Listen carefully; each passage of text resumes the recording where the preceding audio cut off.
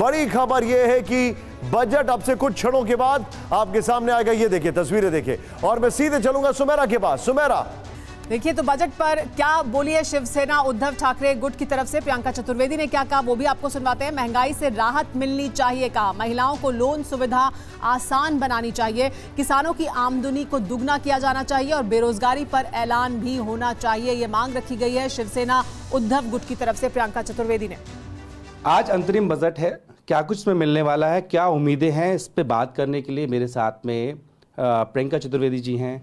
क्या उम्मीदें आपकी?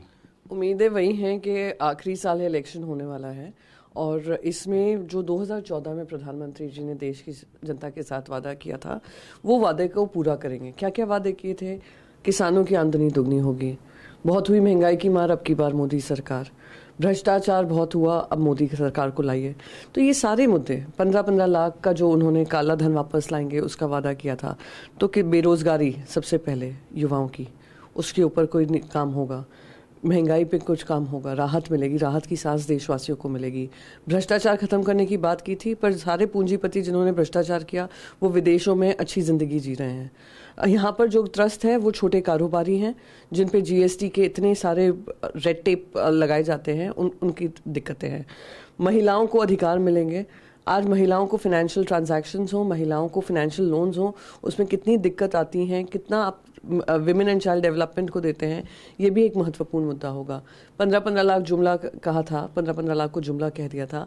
उम्मीद करती हूँ उसमें से 1/3 भी काम हो जाए तो देश की जनता को फायदा होगा, ना कि जो इनकी एजेंडा रहा है कि सिर्फ पूंजीपतियों को और अमीर करो, गरीब को और गरीब करो।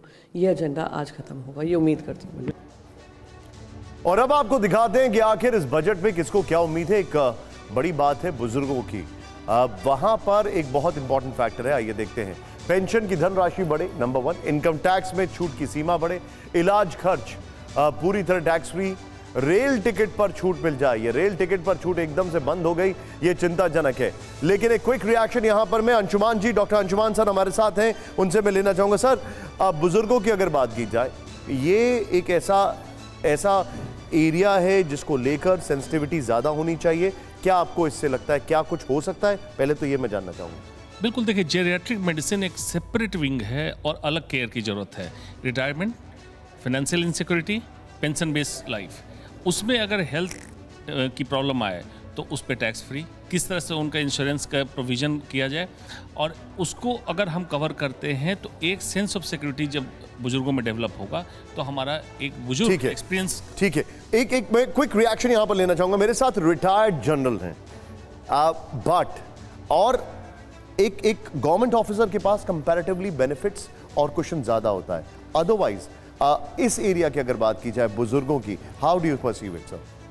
बुजुर्गों को ये पॉपुलेशन के मद्देनज़र, क्योंकि जिस प्रकार से पॉपुलेशन वेटरन्स की बढ़ रही है, ये निहायत ज़रूरी है। उनका हेल्थ जो है उनको दे शुड फील सिक्योर्ड।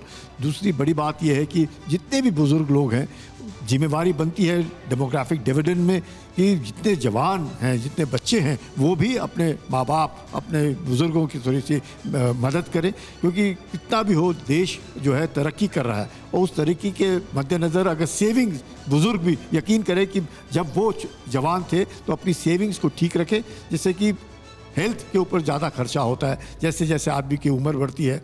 उम्मीद करते हैं कि सरकार भी जिस प्रकार से बात करे कि हेल्थ इंश्योरेंस का फ़ायदा होएगा, अस्पताल जो हैं इन्फ्लेटेड बिल्स नहीं देंगे, जिससे कि कम से कम जो बुज़ुर्ग हैं उनको अपने ही सीमित पैसों के बीच में उनकी भी देखभाल हो सके।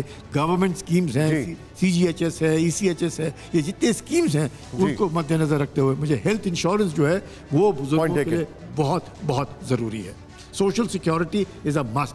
सोशल सिक्योरिटी, आपने बिल्कुल सही पॉइंट रखा है। सोशल सिक्योरिटी एग्जैक्टली यही वर्ड है जो कि बहुत जरूरी है।